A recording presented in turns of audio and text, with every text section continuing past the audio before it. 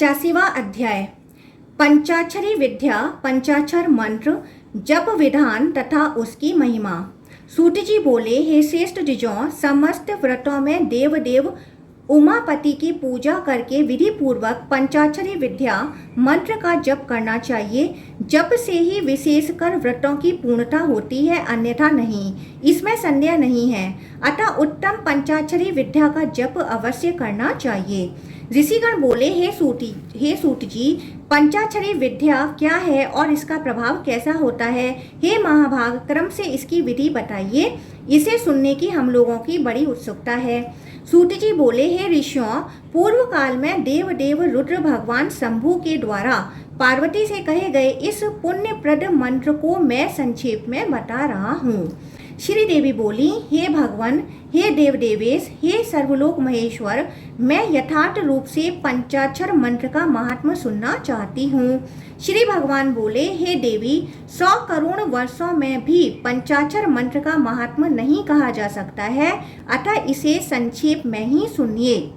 हे देवी, प्रलय के उपस्थित होने पर जब समस्त चराचर जगत, देवता तथा असुर, नाग एवं राक्षस नष्ट हो जाते हैं और आप सहित सभी पदार्थ प्रकृति में लीन होकर प्रलय को प्राप्त हो जाते हैं, उस समय एकमात्र मैं रह जाता हूँ और दूसरा कुछ भी नहीं रह जाता है। उस समय सभी वेद तथा शास्त्र उसी पंचाक्षर मंत्र में स्थित रहते हैं। मेरी शक्ति से अनुपालित होने के कारण वे नष्ट नहीं होते हैं। मैं एक होता हुआ भी उस समय प्रकृति तथा आत्मा के भेद से 2 रूपों में रहता हूँ। वह भगवान नारायण माया में शरीर धारण कर जल के मध्य में योग रूपी पर्यक पर शयन करते हैं। उनके नाभि कमल से 5 मुख वाले ब्रह्मा उत्पन्न हुए। तीनों लोगों का सृजन करने की इच्छा वाले उन ब्रह्मा ने इस कार्य में असमर्थ तथा सहायक विहीन होने के कारण प्रारंभ में अमित तेज वाले 10 मानस पुत्रों को उत्पन्न किया। उनकी सृष्टि की वृद्धि के लिए ब्रह्मा ने मुझसे कहा, हे महादेव, हे महेश्वर, मेरे पुत्रों को शक्ति प्रदान कीजिए। उनके ऐसा कहने पर 5 मुख धारण करने वाले मैंने कमल योनि ब्रह्मा के लिए अपने 5 मुखों से 5 अक्षरों का उच्चारण किया। अपने 5 मुखों से उन अक्षरों को ग्रहण करते हुए लोक पितामह ब्रह्मा ने वाच्यवाचक भाव से परमेश्वर को जान लिया। हे देवी, तीनों लोकों में पूजित शिव पंचाक्षरों से वाच्य है और यह परम पंचाक्षर मंत्र उनके वाचक के रूप में स्थित है। 5 मुख वाले महात्मा ब्रह्मा ने विधि पूर्वक इसके प्रयोग को जानकर तथा सिद्धि प्राप्त करके जगत के कल्याण के लिए अपने पुत्रों को महान अर्थ वाले इस पंचाक्षर मंत्र का उपदेश किया। तदंतर साक्षात लोक पितामह से इस मंत्र रत्न को प्राप्त कर वह उन परात्पर देव शिव की आराधना करने में तत्पर हो गए। जब त्रिदेवों में श्रेष्ठ भगवान शिव प्रसन्न हो गए और उन्होंने उन्हें संपूर्ण ज्ञान तथा अणिमा आदि 8 सिद्धियां प्रदान की, तत्पश्चात उन वरों को प्राप्त कर वे विप्र मेरी आराधना की आकांक्षा करने लगे। मेरू के रम्य शिखर पर मुंजवान नामक पर्वत है। शोभा संपन्न यह पर्वत मुझे प्रिय है और मेरे भूतों के द्वारा भली भांति रक्षित है। हे देवी, पूर्व काल में उस पर्वत के समीप स्थित रहते हुए लोक सृष्टि के इच्छुक उन ऋषियों ने मेरे अनुग्रह हेतु वायु के आहार पर रहकर 1000 दिव्य वर्षों तक कठोर तप किया। हे देवी, उनकी भक्ति देखकर मैं शीघ्र ही उनके समक्ष प्रकट हो गया और मैंने लोगों के कल्याण की इच्छा से उन महात्मा को पंचाक्षर मंत्र, उसके ऋषि छंद, देवता शक्ति, बीज सहित षडंग, न्यास, दिग्बंध तथा विनियोग पूर्ण रूप से बता दिया। उस मंत्र का महात्मा सुनकर उन तपोधन ऋषियों ने मंत्र का विनियोग करके सभी अनुष्ठान पूर्ण किए। उसके बाद उन्होंने उस मंत्र की महिमा से लोगों को, देवताओं, असुरों, मनुष्यों, वर्ण विभागों तथा समस्त उत्तम धर्मों को जो पूर्व कल्प में उत्पन्न हुए थे, उन सबका श्रवण किया। पंचाक्षर मंत्र के प्रभाव से ही लोक, वेद, महर्षिगण, शाश्वत धर्म, देवता तथा यह संपूर्ण जगत स्थित है। अब मैं उसके विषय में सब कुछ बताऊंगा, सावधान होकर सुनिए।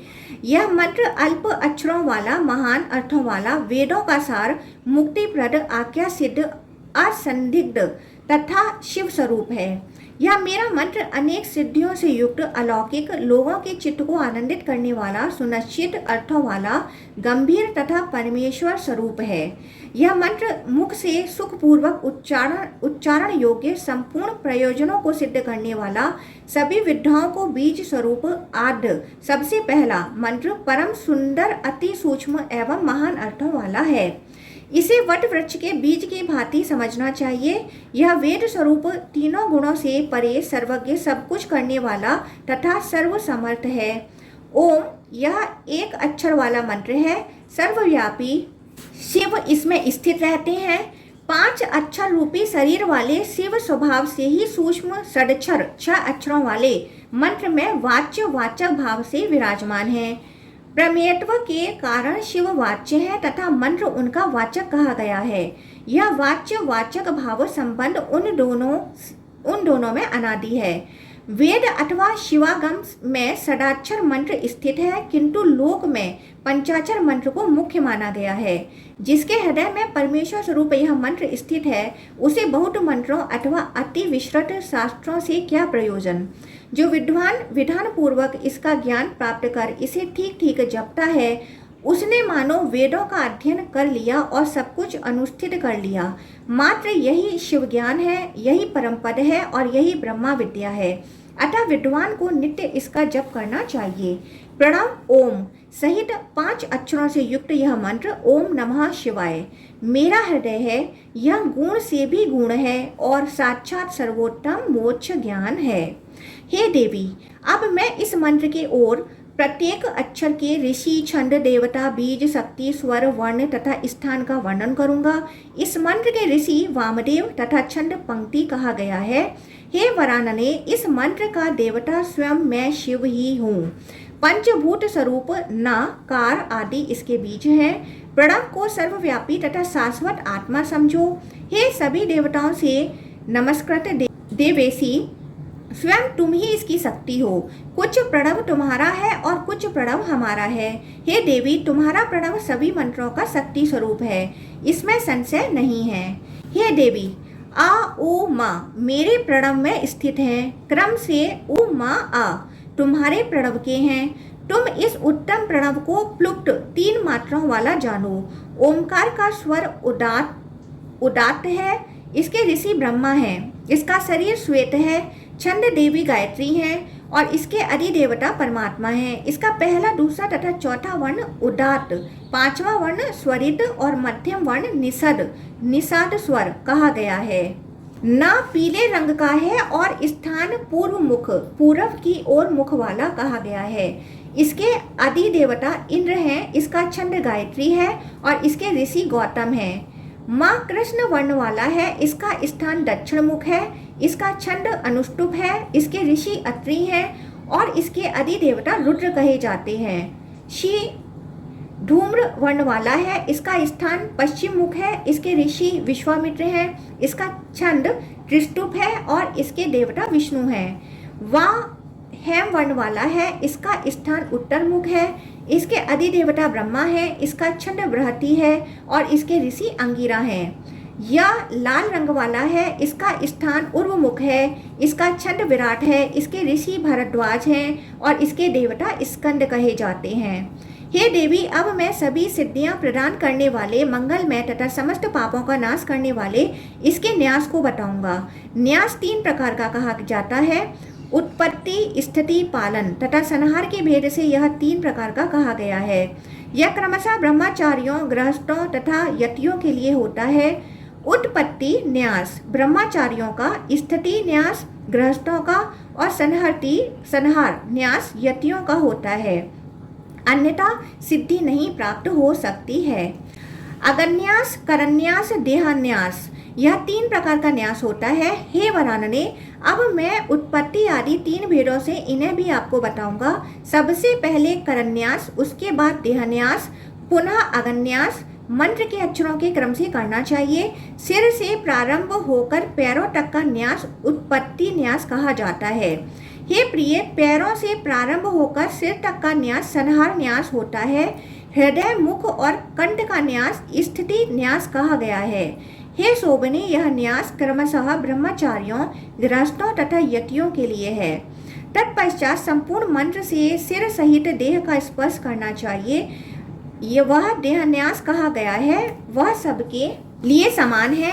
दाहिने हाथ के अंगूठे से प्रारंभ करके बाएं हाथ के अंगूठे तक जो न्यास किया जाता है वह उत्पत्ति न्यास है, और इसके विपरीत करना संहार न्यास है। दोनों हाथों में अंगूठे से प्रारंभ करके कनिष्ठा तक जो न्यास किया जाता है वह स्थिति न्यास होता है।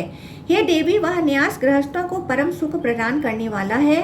सर्वप्रथम करन्यास करके देह न्यास करना चाहिए और उसके बाद अगन्यास करना चाहिए। यह सामान्य विधि है। प्रत्येक मंत्र को ओंकार से संपुटित करके सभी अंगों में, दोनों हाथों में तथा 10 अंगुलियों के अग्रभाग में क्रम से न्यास करना चाहिए। दोनों पैर धोकर आचमन करके शुद्ध होकर समाहित चित्त होकर पूर्व की ओर अथवा उत्तर की ओर मुख करके न्यास कर्म करना चाहिए।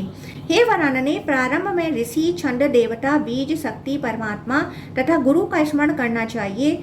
मंत्र के उच्चारण के साथ दोनों हाथों को धोकर दोनों करतलों में प्रणव का न्यास करना चाहिए। सभी अंगुलियों के आदि अंत पर्वों पर और 5 मध्यम पर्वों पर बिंदु युक्त 5 बीजों का उत्पत्ति आदि 3 भेदों से तथा ब्रह्मचार्य आदि के क्रम से न्यास करना चाहिए। दोनों हाथों से मस्तक से लेकर पैर तक प्रणव के द्वारा संपुटित मंत्र से देह का स्पर्श करना चाहिए। प्रणव युक्त मंत्र से सिर, मुख, कंठ, हृदय, गुहास्थान एवं दोनों पैरों में गुहास्थान, हृदय, कंठ, मुख तथा सिर में पुनः हृदय, गुहास्थान, दोनों पैरों, सिर, मुख तथा कंठ में 3 प्रकार का न्यास करना चाहिए। इस प्रकार अगर न्यास करके प्रणव सहित नकार से प्रारंभ होकर यकार पर पूर्ण होने वाले इन नकार आदि वर्णों की क्रमशः अपने शरीर में भावना करें। इसके बाद मंत्र में नमः, स्वाहा, वसट, हुम, वसट तथा फट के साथ यथा स्थान 4 अंगों में उत्तम रीति से न्यास करना चाहिए। प्रणव को हृदय जानना चाहिए। न को सिर कहा जाता है, म को शिखा कहा जाता है, सी को कवच कहा गया है, वा को नेत्र और य को अस्त्र कहा गया है। इस प्रकार अंगों का न्यास करने के अनंतर दिशाओं को बांधना चाहिए। आग्नेय आदि चारों कोणों में क्रमशः विघ्नेश, माताएं, दुर्गा तथा क्षेत्रज्ञ दिशाओं के देवता हैं। अंगुष्ठ तथा तर्जनी के अग्रभाग से कल्याणप्रद तथा सुंदर मुख वाले गणेश आदि को दिशाओं में स्थापित करके रक्षा कीजिए। ऐसा कहकर इन्हें पृथक पृथक नमस्कार करना चाहिए। बुद्धिमान को चाहिए कि कंठ में, मध्य में, अंगूठे में, तर्जनी आदि अंगुलियों में अंगूठे से ही करन्यास करें। इस प्रकार वह न्यास सभी पापों को हरने वाला, शुभ सभी सिद्धियां देने वाला, पुण्यप्रद, सबकी रक्षा करने वाला तथा कल्याणकारी कहा गया है। हे सुबह, मंत्र का न्यास कर लेने पर साधक शिव तुल्य हो जाता है और उसके द्वारा पूर्व जन्म में किया गया पाप भी उसी क्षण नष्ट हो जाता है। इस प्रकार न्यास करके मेधावी को शुद्ध शरीर वाला तथा दृढ़वती होकर आचार्य की कृपा से ग्रहण करके पंचाक्षर मंत्र का जप करना चाहिए। हे सुबे, अब मैं इस मंत्र को ग्रहण करने की विधि बताऊंगा जिसके बिना यह निष्फल हो जाता है और जिसके द्वारा यह सफल होता है। आज्ञाहीन, क्रियाहीन, श्रद्धाहीन, ध्यानहीन, आज्ञप्त तथा दक्षिणाहीन मंत्र जपे जाने पर सदा निष्फल होता है। आज्ञा सिद्ध, क्रिया सिद्ध, श्रद्धा सिद्ध, सुमानस, पूर्ण ध्यान युक्त तथा दक्षिणा सिद्ध मंत्र सदा सफल होता है। शिष्य को चाहिए कि मंत्र के वास्तविक अर्थ के ज्ञाता, ज्ञान संपन्न, सद्गुणों से युक्त तथा ध्यान योग परायण ब्राह्मण गुरु के पास जाकर भाव शुद्धि से युक्त हो, मन, वचन, शरीर तथा धन से उन्हें प्रयत्न पूर्वक संतुष्ट करें और बड़े प्रयत्न के साथ उन आचार्य की सर्वदा पूजा करें। वैभव रहने पर हाथी, घोड़े, रथ, रत्न, क्षेत्र, ग्रह, आभूषण, वस्त्र तथा विविध धान्य ये सब गुरु को भक्ति पूर्वक देना चाहिए। यदि वह अपनी सिद्धि चाहता हो तो धन की कृपणता नहीं करनी चाहिए। हे देवी, इसके बाद सेवक आदि सहित अपने आप को भी समर्पित कर देना चाहिए। इस प्रकार विधि पूर्वक यथाशक्ति गुरु की पूजा करके निष्कपट भाव रखते हुए शिष्य को गुरु से क्रम पूर्वक मंत्र तथा ज्ञान ग्रहण करना चाहिए।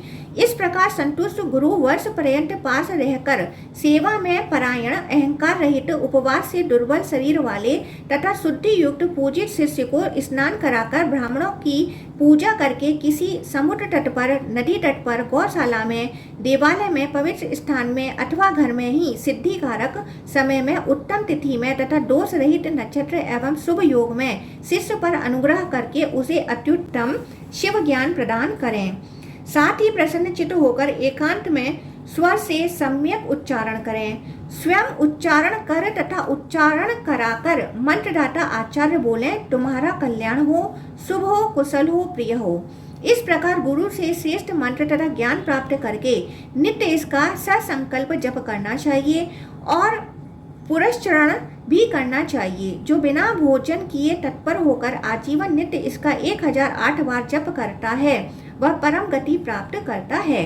भक्त व्रत करते हुए तथा नियमों का पालन करते हुए जो श्रद्धा पूर्वक मंत्र की अक्षर संख्या का 4 लाख गुना जप करता है उसे पुनश्चरण करता कहा गया है। पुनश्चरण जप करने वाला अथवा नित्य जप करने वाला शीघ्र ही सिद्धि प्राप्त कर लेता है। दोनों में किसी एक को अवश्य करना चाहिए। जो मनुष्य पुरस्चरण करके इसका नित्य जप करने वाला है उसके समान लोक में कोई नहीं है। वह सिद्धिदाता तथा इंद्रियजित होता है। सुखदायक आसन लगाकर मौन तथा एकाग्रचित होकर पूर्व की ओर अथवा उत्तर की ओर मुख करके इस सर्वोत्तम मंत्र का जप करना चाहिए। जप के प्रारंभ और अंत में 3-3 प्राणायाम करना चाहिए और अंत में 108 बार बीज मंत्र का जप करना चाहिए। श्वास रोककर 40 बार जप करना चाहिए। यह पंचाक्षर मंत्र का प्राणायाम कहा गया है। प्राणायाम से शीघ्र ही सभी पापों का नाश हो, इंद्रियों का निर्वाह हो जाता है, अतः प्राणायाम अवश्य करना चाहिए। घर में किए गए जप को सामान्य फल वाला जानना चाहिए। गौशाला में किया गया जप उससे 100 गुना फलदायक होता है। नदी के तट पर किया गया जप लख गुना और शिव के सानिध्य में किया गया जप अनंत गुना फलदायक होता है। समुद्र के तट पर, देव सरोवर में, पर्वत पर, देवालय में अथवा सभी पवित्र आश्रमों में किया गया जप करोड़ गुना फलदायक होता है। शिव की सन्निधि में सूर्य, गुरु, दीपक, गौ अथवा जल के समक्ष जप कर्म श्रेष्ठ माना जाता है। हे सुभानने, एक एक करके अंगुली से जप की गणना करने पर वह सामान्य फल प्रदान करता है। रेखाओं से करने पर वह 8 गुना फलदायक कहा गया है। पुत्र जीव फलों से जप करने पर 10 गुना, शंख मणियों से करने पर 100 गुना, प्रवालों मूंगा से करने पर 1000 गुना, स्फटिकों से करने पर 10,000 गुना और मोतियों से करने पर लाख गुना फलदायक कहा जाता है। कमल के बीज से करने पर 10 लाख गुना और सोने के सुवर्ण खंडों से करने पर जप करोड़ गुना फलदायक कहा जाता है। कुशा की ग्रंथि से तथा रुद्राक्षों से गणना करने पर जप अनंत गुना फलदायक होता है। 25 मणियों की माला मोक्ष के लिए, 27 की माला पुष्टि के लिए, 30 की धन संपदा के लिए और 50 की अभिचार कर्म के लिए होती है। पूर्व की ओर मुख करके किया गया जप वशीकरण की शक्ति देने वाला और दक्षिण की ओर मुख करके किया गया जप अभिचार कर्म की शक्ति देने वाला होता है। पश्चिम की ओर मुख करके किया गया जप को धन प्रदान करने वाला जानना चाहिए। उत्तर की ओर मुख करके किया गया जप शांति प्रदान करने वाला होता है। अंगूठे को मोक्ष देने वाला जानना चाहिए। तर्जनी अंगुली शत्रु का नाश करने वाली तथा मध्यमा धन प्रदान करने वाली है। अनामिका शांति प्रदान करती है। हे शोभने, जप कर्म में कनिष्ठा रक्षणीय होती है। अंगूठों से अन्य अंगुलियों के साथ मंत्र का जप करना चाहिए क्योंकि बिना अंगूठे के जो जप कर्म किया जाता है वह निष्फल होता है। हे देवी सुनो, जप यज्ञ सभी यज्ञों से श्रेष्ठ है। वह सभी यज्ञ हिंसा के साथ हुआ करते हैं किंतु जप यज्ञ बिना हिंसा के होता है। जितने भी अनुष्ठान, यज्ञ, दान तथा तप हैं वह सब इस जप यज्ञ की 16वीं कला के भी बराबर नहीं है। वाचिक जप यज्ञ का जो महात्मा बताया गया है उपांशु जप यज्ञ उससे 100 गुना और मानस जप यज्ञ 1000 गुना फलप्रद कहा गया है। यदि साधक स्पष्ट पद अक्षरों वाले शब्दों के साथ उदात्त, अनुदात्त तथा स्वरित स्वरों में वाणी के द्वारा मंत्र का उच्चारण करता है तो वह जप यज्ञ वाचिक होता है। यदि साधक धीमे स्वर में मंत्र का उच्चारण करता है और कुछ कुछ ओठों को चलाता है तथा उसे कुछ कुछ कान में सुनाई पड़ता है तो वह जप उपांशु कहा गया है। यदि साधक मन में अक्षर समूह के वर्ण से वर्ण तथा पद से पद शब्दार्थ का बार बार चिंतन करता है तो उस जप को मानस जप कहा गया है। तीनों जप यज्ञों में उत्तरोत्तर बाद वाला पहले की अपेक्षा श्रेष्ठ है। यज्ञ विशेष से उसके फल का वैशिष्ट्य होता है। जप के द्वारा नित्य स्तुति किए जाते हुए देवता प्रसन्न हो जाते हैं और प्रसन्न होकर अत्यधिक भोग तथा चिरस्थायी मुक्ति प्रदान करते हैं। यक्ष राक्षस पिशाच तथा सभी भयंकर ग्रह जप करने वाले के पास नहीं जाते हैं और उससे पूर्ण रूप से भयभीत रहते हैं। मनुष्य जन्म जन्मांतर में जो भी पाप किए रहता है उसे जप के द्वारा नष्ट कर देता है। जप के द्वारा भोगों को प्राप्त करता है, मृत्यु को जीत लेता है, जप के द्वारा सिद्धि तथा मुक्ति को भी प्राप्त कर लेता है। इस प्रकार शिव ज्ञान प्राप्त करके और जप के विधि क्रम को जानकर सदाचारी मनुष्य नित्य जप करता हुआ तथा शिव का ध्यान करता हुआ कल्याण प्राप्त करता है।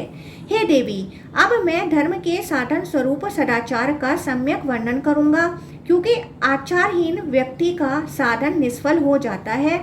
आचार सर्वश्रेष्ठ धर्म है। आचार परम तप है और आचार परम विद्या है और आचार परम गति है। जिस तरह सदाचारी मनुष्यों को सभी जगह अभय रहता है, उसी तरह आचारहीनों को सर्वत्र भय ही रहता है। हे वरानने, जो सदाचार का पालन करते हैं वह देवत्व तथा ऋषित्व प्राप्त करते हैं। उसी प्रकार जो आचार का उल्लंघन करते हैं वह कुत्सित योनि प्राप्त करते हैं। आचार से विहीन पुरुष संसार में निंदित होता है, अतः सिद्धि की इच्छा रखने वाले को पूर्ण रूप से आचारवान होना चाहिए। महान शुद्धि से युक्त होता हुआ भी दुराचारी व्यक्ति पापी तथा ज्ञान को दूषित करने वाला होता है। वर्णाश्रम विधान के अनुसार बताए गए धर्म का यत्नपूर्वक पालन करना चाहिए। जिसका जो कर्म विहित है उसे करने वाला सर्वदा मुझे प्रिय है। प्रसन्नचित्त होकर प्रातः काल सायंकाल संध्योपासन करना चाहिए।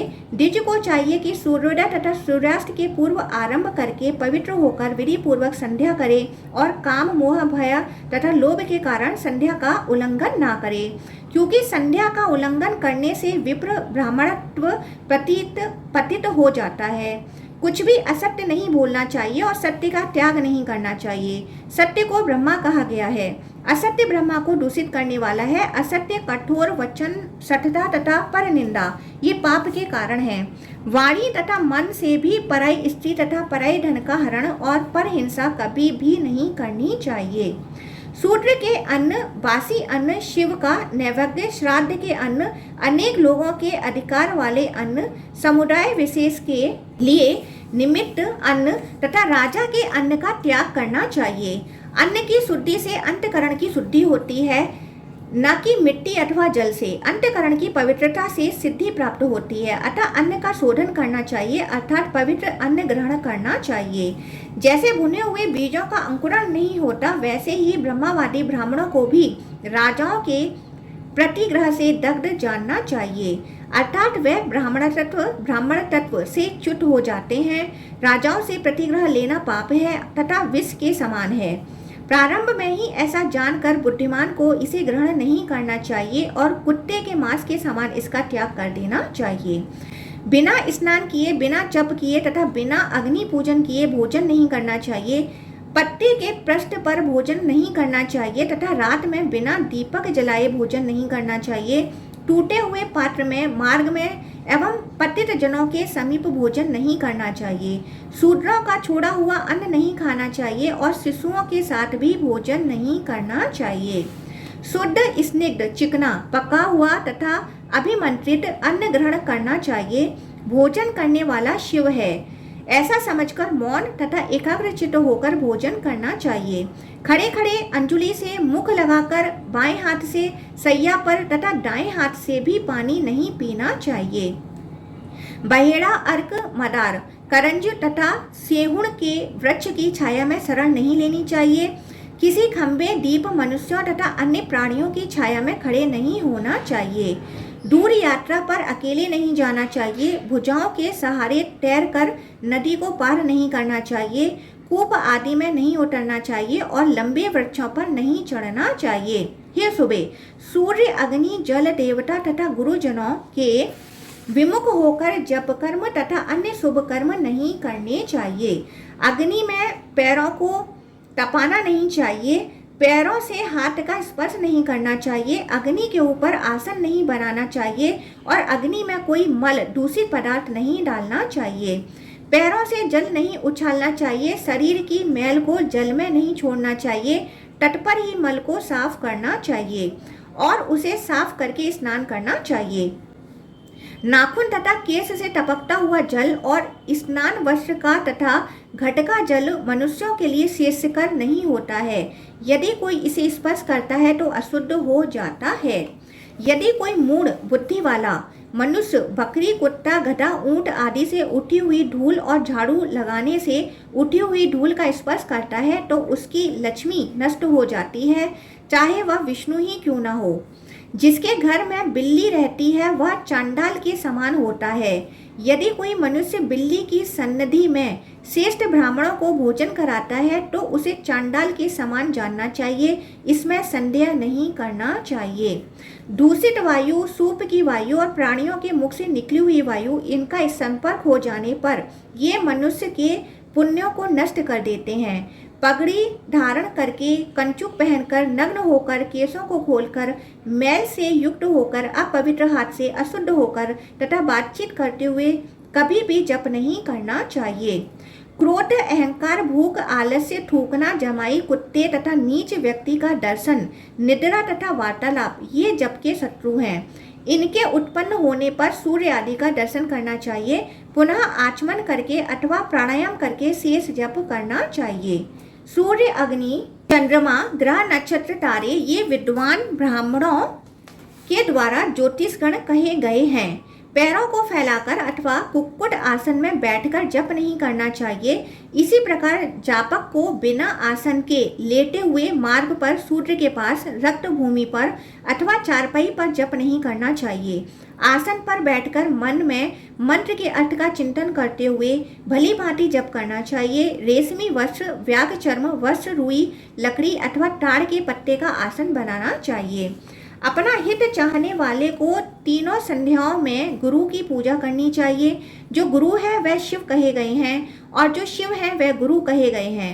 जैसे शिव है वैसे ही विद्या, जैसी विद्या वैसे ही गुरु होते हैं। शिव विद्या उन गुरु से ही ग्रहण की जा सकती है और भक्ति के द्वारा अनुकूल फल प्राप्त होता है। हे देवी, वह गुरु सर्वदेव स्वरूप तथा सर्वशक्ति स्वरूप हैं। गुरु सगुण हो अथवा निर्गुण, उनकी आज्ञा को सिरोधार्य करना चाहिए।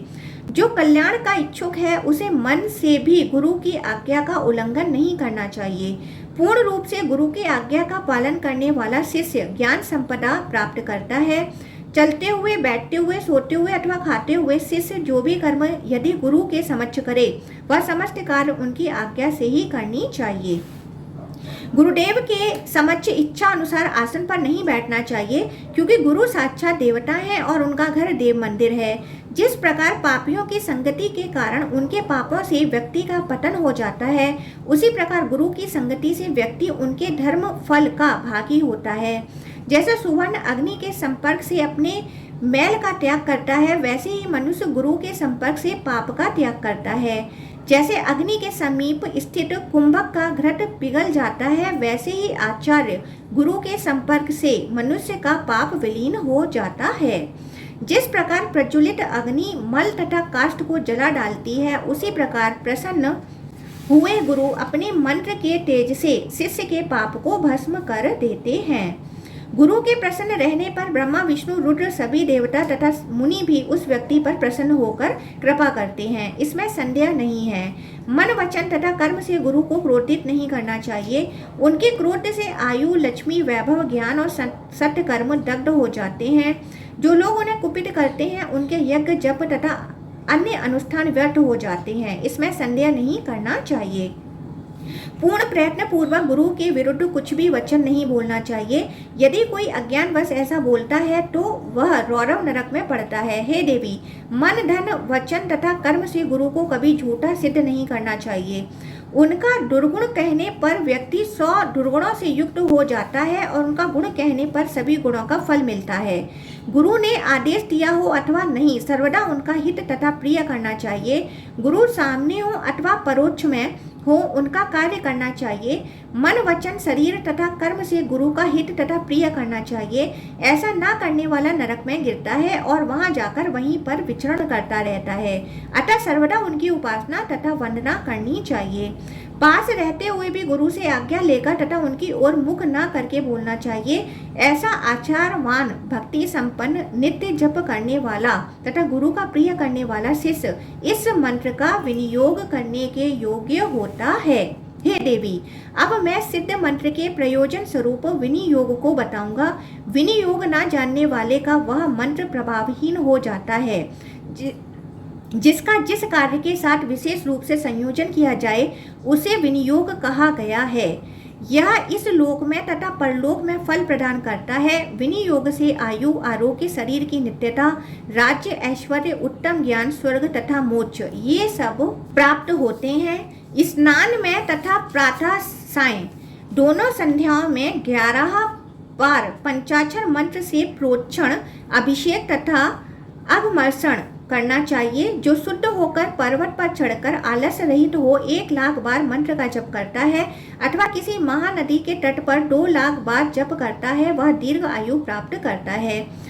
दूर्वाकुर, तिल, वाणी, गुरुच और घुटिका इनका 10,000 होम आयु की वृद्धि करने वाला होता है। बुद्धिमान को चाहिए कि पीपल के वृक्ष का आश्रय लेकर 2 लाख जप करे। शनिवार को पीपल वृक्ष का स्पर्श करके मनुष्य दीर्घ आयु प्राप्त करता है। बुद्धिमान को शनैश्चर के दिन अपने दोनों हाथों से पीपल के वृक्ष का स्पर्श करना चाहिए और 108 बार मंत्र का जप करना चाहिए। यह भी अकाल मृत्यु को दूर करने वाला होता है। सूर्य की ओर मुख करके एकाग्रचित्त होकर 1 लाख जप करना चाहिए। अर्घ की समिधाओं से प्रतिदिन 108 होम करने वाला व्यक्ति रोग से मुक्त हो जाता है। मनुष्य को समस्त रोगों के शमन के लिए पलाश समिधाओं से होम करना चाहिए। इससे 10,000 होम करके मनुष्य रोग रहित हो जाता है। प्रतिदिन 108 बार जप करके सूर्य के समक्ष जल पीना चाहिए। ऐसा करने वाला 1 महीने में ही सभी उदर संबंधी रोग से मुक्त हो जाता है। 11 बार मंत्र से अभिमंत्रित करके अन्न तथा अन्य भक्ष्य पेय पदार्थ ग्रहण करना चाहिए। इससे विष भी अमृत हो जाता है।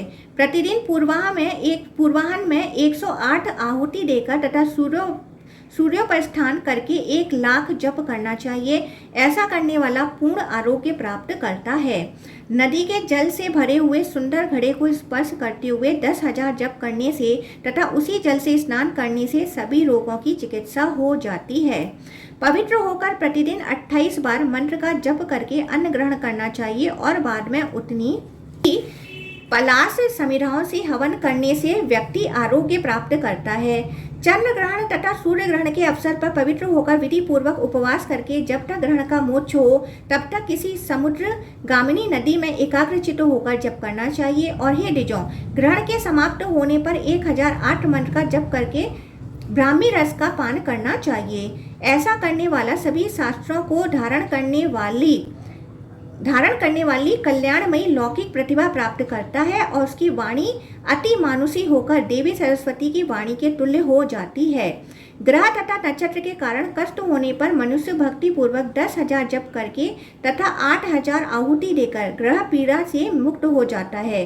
दूर स्वप्न देखने पर स्नान करके मनुष्य को 10,000 जप करना चाहिए। इसके बाद घृत की 108 आहुति देने से उसे शीघ्र ही शांति प्राप्त होगी। चंद्र ग्रहण तथा सूर्य ग्रहण के समय विधि पूर्वक लिंग का पूजन करके शुद्ध तथा एकाग्रचित्त होकर इन महादेव के समीप आदर पूर्वक 10,000 जप करना चाहिए। हे देवी, वह मनुष्य जो कुछ भी मांगता है उसकी सभी कामनाएं पूर्ण होती हैं, इसमें संदेह नहीं है। हाथियों, घोड़ों तथा विशेषकर गोजाति के पशुओं में रोग उत्पन्न होने पर शुद्ध होकर तथा भक्ति युक्त होकर विधि पूर्वक महीने भर पूजन करके समिधा की 10,000 आहुति देने से उन पशुओं के रोग की शांति तथा उनकी वृद्धि होती है, इसमें संदेह नहीं है। हे देवी, उपद्रव तथा शत्रु बाधा उत्पन्न होने पर जो व्यक्ति पवित्र होकर पलाश की समिधाओं से 10,000 होम करता है उसकी शांति होती है। हे देवी, अभिचारिक बाधा में भी ऐसा ही करना चाहिए। ऐसा करने से उसकी शक्ति प्रकट होती है और शत्रु को पीड़ा उत्पन्न होती है। विद्वेषण के लिए बहेड़े की समिधाओं से 8 आहुति डालनी चाहिए अथवा रुधिर से स्नान करके विपरीत अक्षर से मंत्र का जप करते हुए गीले रक्त से या विष से होम करना चाहिए। यह मनुष्यों के लिए विद्वेषणकारी है। हे देवी, अब मैं समस्त पापों से शुद्धि के लिए प्रायश्चित का वर्णन करूंगा। मनुष्य को पाप शुद्धि करने हेतु पूर्ण रूप से प्रयत्नशील होना चाहिए, क्योंकि सम्यक पाप शुद्धि ज्ञान संपदा का मूल कारण होती है। यदि पाप शुद्धि नहीं होती तो मनुष्य की सभी क्रियाएं व्यर्थ हो जाती हैं और उसका ज्ञान क्षीण होता रहता है। इसलिए पाप का शोधन अवश्य करना चाहिए। हे सुबह, विद्या तथा लक्ष्मी की विशुद्धि के लिए अंजलि में जल लेकर मेरा ध्यान करके 11 बार शिव मंत्र का जप करके उस जल से अभिषेक करना चाहिए। पाप शोधन के लिए 108 बार मंत्र का जप करके स्नान करना चाहिए। यह सभी तीर्थों का फल देने वाला, सभी पापों को दूर करने वाला तथा कल्याणकारक है। संध्योपासना के छूट जाने पर मनुष्य को 108 बार मंत्र का जप करना चाहिए। सुअर, चांडाल, दुर्जन तथा कुक्कुट का स्पर्श किया हुआ अन्न नहीं खाना चाहिए और खा लेने पर 108 बार मंत्र का जप करना चाहिए। ब्रह्मा हत्या के शोधन के लिए मनुष्य को 100,000 करोड़ बार मंत्र का जप करना चाहिए। अन्य बड़े पापों के शोधन के लिए उसका आधा जप होना चाहिए। इसमें संदेह नहीं करना चाहिए। उपपातक शोधन के लिए उसका आधा जप करना बताया गया है। शेष छोटे पापों की शुद्धि के लिए भी 5,000 बार मंत्र को जपना चाहिए।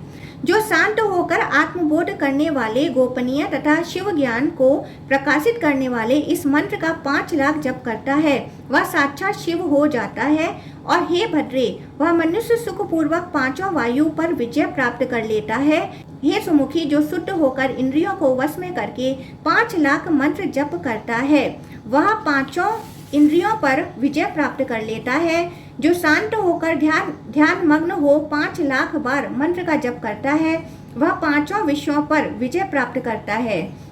जो मनुष्य भक्ति युक्त होकर 4थी बार इस मंत्र को 5 लाख बार जपता है वह इस लोक में पृथ्वी आदि पंचभूतों पर विजय प्राप्त कर लेता है। हे वरानने, जो अपने मन को नियंत्रित करके प्रयत्न पूर्वक 4 लाख बार मंत्र का जप करता है वह मन, बुद्धि आदि अंतःकरणों पर पूर्ण रूप से विजय प्राप्त कर लेता है। हे कमलमुखी, 25 लाख बार मंत्र के जप से मनुष्य 25 तत्वों पर विजय प्राप्त कर लेता है। हे सुंदरी, जो मध्य रात्रि में वात रहित स्थानों में आदर पूर्वक 10,000 जप करता है वह इस व्रत के द्वारा ब्रह्मा सिद्धि प्राप्त कर लेता है। जो मनुष्य आलस्य रहित होकर मध्य रात्रि में वात शून्य तथा ध्वनि रहित स्थान में 1 लाख बार जप करता है वह शिव तथा पार्वती का दर्शन कर लेता है। इसमें संदेह नहीं है।